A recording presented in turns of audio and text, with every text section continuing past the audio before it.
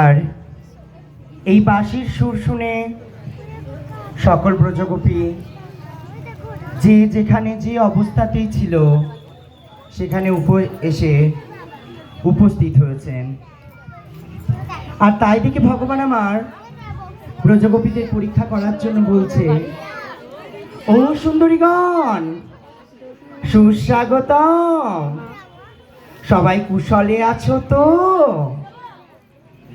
সব গোপী মিলে উত্তর দিলেন, হ্যাঁ আমরা সবাই ভালো আছি। তা ভালোই যদি থাকবে, এত রাতে এখানে কি জন্য এসেছো? সবাই কৃষ্ণের কথা শুনে হাঁ করে তাকিয়ে আছে আর বলছে, আরে বাঁশি বাজিয়ে ঘর থেকে